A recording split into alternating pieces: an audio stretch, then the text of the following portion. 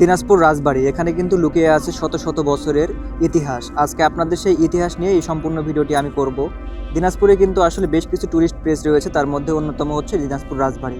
আমরা আজকে বেশ কয়েকজন এখানে এসেছিলাম ঘোরার উদ্দেশ্যে এবং জায়গাটি নিজেরা ঘুরেছি, আপনাদেরকে ঘুরিয়ে দেখব। এখানে যে শত শত বছরের ইতিহাস লুকিয়ে আছে সেই ইতিহাসগুলো আপনাদের মাঝে আলোচনা করব। আজকের ভিডিওটি কে কোথা থেকে দেখছেন তা অবশ্যই কমেন্টের মাধ্যমে জানাবেন। চলুন তাহলে মূল ভিডিও শুরু করি।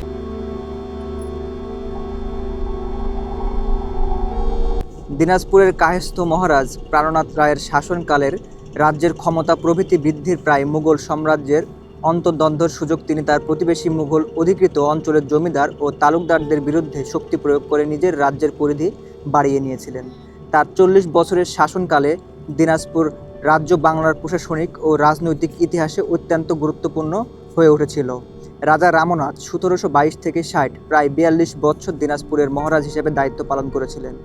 এই সুদীর্ঘ সময়ে তিনি বাংলার রাজনৈতিক পরিবর্তন সহ বহু ঘটনা প্রত্যক্ষ করেছিলেন। তার সময় বাংলার অত্যাচারী বর্গী আক্রমণ ঘটে। 1742 খ্রিস্টাব্দ থেকে 1751 খ্রিস্টাব্দ পর্যন্ত প্রতি বছর বর্গীরা বাংলায় এসে গ্রাম ও নগর আক্রমণ করে লুণ্ঠন, ধর্ষণ, অত্যাচার ও উৎপীড়ন করেছিল বাংলার মানুষের উপরে। বরেন্দ্র ভূমিতে বর্গী আক্রমণ সফলভাবে প্রতিহত করেন দিনাজপুরের রাজা রামনাথ রায়। তিনি রাজ্যের সীমান্তবর্তী এলাকায় প্রতিরক্ষার জন্য রাজা 10টি কামান নিযুক্ত করেছিলেন। দিনাজপুরের পরাক্রমে অত্যাচারী বর্গীরা মুর্শিদাবাদ পার করে ঢুকতে পারেনি, ফলে বর্গীরা দিনাজপুর, মালদা সহ রাজশাহী, রংপুর তেমন কোনো তৎপরতা চালাতে পারেনি। এসব অঞ্চলে বর্গী অত্যাচারের ভবিষ্যৎ থেকেও রক্ষা পায়।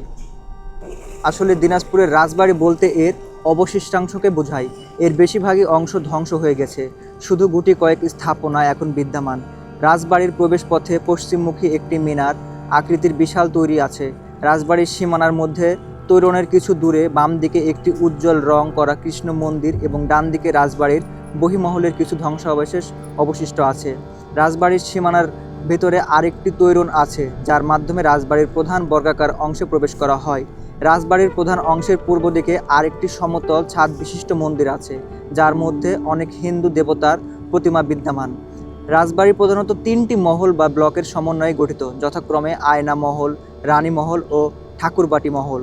এর আশেপাশে আরও কিছু অপপ্রধান কিছু স্থাপনা আছে, যা জমিদার পরিবারের বিভিন্ন রাজা ও উত্তরাধিকার কর্তৃক বিভিন্ন সময়ে প্রতিষ্ঠিত। এই রাজবাড়ির সীমানায় আরও কিছু মন্দির, বিশ্রামাগার, দাতব্য চিকিৎসালয়, পানির ট্যাঙ্ক ও আমলাদের বাসস্থান স্থাপিত হয়।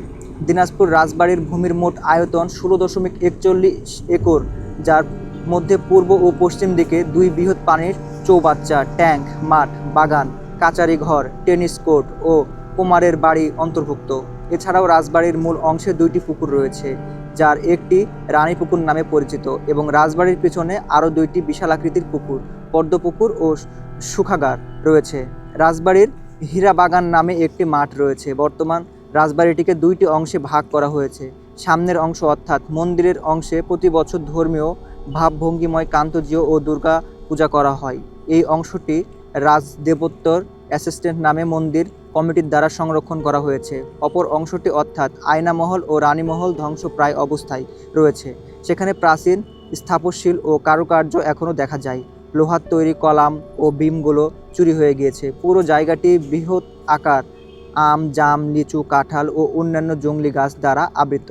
পাশে বাংলাদেশের সরকার পরিচালিত সরকারি এতিমখানা শিশু পরিবার রয়েছে। ইতিপূর্বে মহান জাতীয় সংসদে মাননীয় হুইপ জনাব ইকবালুর রহিমের পৃষ্ঠপোষকতায় শিশু পরিবারের জন্য একটি অত্যাধুনিক ও দৃষ্টিনন্দন 4তলা ইমারত ও একটি বিশ্রাম নির্মাণ করা হয়েছে। রানীপুকুরের পাশে এইটি পুরনো 2য় বিল্ডিং শিশু পরিবারের শিক্ষক কর্মচারীদের কোয়ার্টার হিসেবে ব্যবহৃত হয়। এই বিশাল রাজবাড়িটি একটি আকর্ষণীয় ইতিহাস ঐতিহ্য, যার প্রত্নতাত্ত্বিক গবেষণা ও ট্যুরিজম স্পট হতে পারে, কিন্তু এটি বাংলাদেশের সরকার প্রত্নতত্ত্ব বিভাগের কর্তৃক স্বীকৃত নয়। তাই এই বিশাল স্থাপনটি অযত্নে অবহেলায় ধ্বংস হয়ে যাচ্ছে। জনগণ সাধারণত এই স্থানে আবর্জনা ফেলায় এর বিদ্যমান অংশ ধ্বংসপ্রায়। অবিলম্বে স্থাপনাটি সংরক্ষণ না করলে এটি কালের বিবর্তনে বিলীন হয়ে যেতে পারে।